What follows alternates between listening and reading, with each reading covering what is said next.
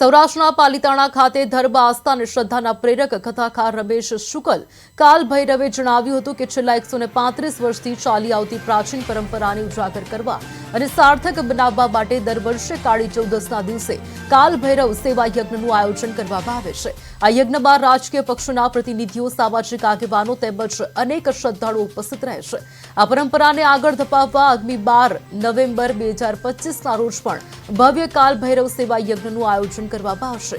આ યજ્ઞમાં હિન્દુ ધર્મની ઉપાસના, આસ્થા અને શ્રદ્ધા સાથે અનેક સ્નેહી મિત્રો અને અગ્રણીઓ વ્યક્તિઓની ઉપસ્થિતિ રહેવા માટે રમેશ શુકલ કાલ ભૈરવ દ્વારા ભાવભર્યું આમંત્રણ આપવામાં આવ્યું છે। વર્ષની અંદર કાલ ભૈરવના 3 મંદિર આવેલા છે।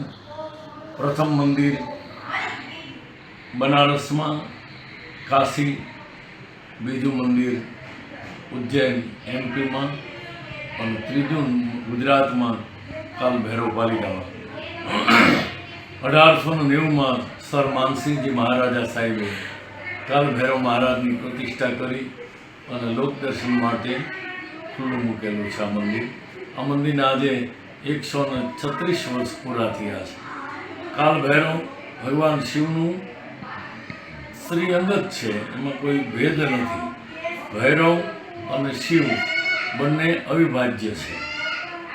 કાલ ભૈરવના દર્શન કલિયુગની અંદર દર્શન કરવાથી શીઘ્ર પાપ દૂર થાય છે। જે ભયમાંથી છોડાવે એને ભૈરવ કહેવામાં આવે। આચાર્ય રમેશભાઈ શુક્લ મારું નામ પૂરું। આવનારી તારીખ 12-11 કાલ ભૈરવ જયંતિ, રુદ્રાભિષેક, શૃંગાર દર્શન, ભૈરવની ધજા આરોહણ તેમજ યજ્ઞનું પણ આયોજન કરેલું છે। તો દરેક ભક્તજનોને એમાં લાભ